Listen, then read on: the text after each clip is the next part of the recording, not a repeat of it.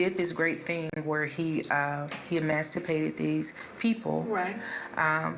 He bequeathed to them, you know, this Yes. land, this money, and those things, which they had earned and worked for. Right. But he's also a rapist. Uptown Story is a funny story. So Invented Before You Were Born is a documentary bringing together the descendants of a former slave owner in Kentucky and the descendants of some of the people he enslaved and later freed. Joining us today is the filmmaker Jonathan Knight, historian and journalist Lee Data Grimes, and Tracy Ellis, who is one of the descendants and also from Elgin.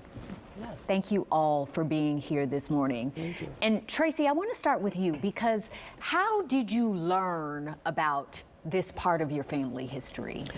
So a cousin of mine posted on Facebook and tagged me and my brother and my sister and said, hey, did you guys get this letter about Major Richard Bibb and a family reunion? We should go. And I was like, no, and I didn't have any interest in it either. I was like, what? And then the letter came to me and I read it. And it was an invitation to come to Russellville, Kentucky.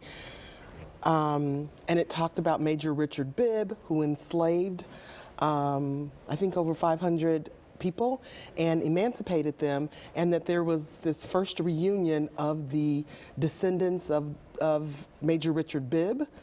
Jonathan is one of those, and then the descendant of those who were enslaved, and I'm one of those. How long ago was this? That was in 2019, and so I got the letter maybe in the spring, and the reunion was in August. The first reunion was in August of 2019. What made you decide to go? Because initially you were kind of like, I don't want anything to do with this. Yeah, I'm like, I'm not doing this. But some of my cousins and my sister, my brother said, no way, I'm not going. But my sister talked me into it, and cousins, we got together and decided to go. It was like, okay, the curiosity just got the best of us, and I'd say peer pressure from my sister and cousins, and so we went, and I am so glad that I went. And Jonathan, was that your first time meeting Tracy? It was. Assuming you were there as well? Yes, yes. What was that experience like? Well, it was pretty amazing. I had been looking into the history since late in 2017. My sister had sort of found this in our family history herself, and she brought it to me. And this was after the events in Charlottesville that had happened, and she came to me and she said, we need to really look at this part of our family history. We have to understand our part that we take in white supremacy in the history of this country and what has, brought us to this point. And so we started to do that research, and that brought us to Russellville initially to sort of find out what Major Richard Bibb did and then what happened to the people that he had enslaved. And so over a 2-year period leading up to the reunion, we had been researching this, and we had been beginning to meet people involved in it. And we were working with the Sikh Museum in Russellville, which is run by Michael Morrow, who's a historian there, who's been gathering all the archives and all the history of this particular story for over 30 years. And so all this led up to the reunion. And the reunion really felt like this was the culmination of all of this. So it was an amazingly powerful experience. And I think the most powerful thing to me was this realization that we were all cousins. That there was a distant cousins, and that we have this common ancestor, but these very different stories and different experiences. Exactly. Lee Data, what can we all learn from this really intense, grappling with the pain and also the promise of our past? So the story of Richard Bibb is a story of humanity. So often when we talk about that history and that legacy of slavery in America, we say things like they were men of their times. He was also a man of his times, and he decided to do something different at the end of his life.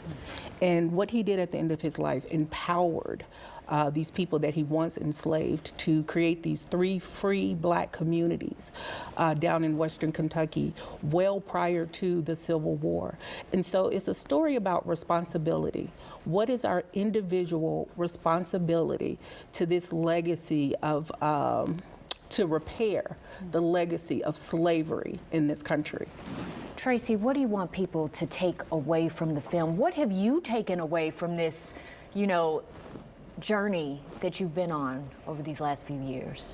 For me and for my family personally, I've often referred to it as putting flesh on my bones. It helps ground me in who I am and what my history. Black people know that we're descendants of slavery, but rarely do we have the opportunity to put names to it and to have this gift. I consider it a gift, and to know my formerly enslaved ancestors' names. I know old Keziah's name and Rachel's name and John's name, right down to my great-grandfather Charlie Bibb and my grandmother, paternal grandmother Susie Bibb, and my father and me, and my siblings. So it has been a gift. I think the lesson for me as I sit in current times and hear people trying to remove history from schools and to hide the past, the painful past. I think what Jonathan and Leidata have done with this film is to show there's a path forward in dealing and facing traumatic history. We shouldn't walk away from it. We shouldn't hide it. We should deal with it. It really does provide a path forward. It's not divisive. I would say that it is very unifying. And essential. And essential, very necessary. Thank you all for coming in this morning. Thank you you. so much. The documentary Invented Before You Were Born, Invented Before You Were Born, will have its Illinois premiere today at 4 o'clock at Larkin High School in Elgin. And for more information about the film, you can visit bibfilm.com. They're also on social media. And you can also visit the Sikh Museum to learn more about this just really powerful history.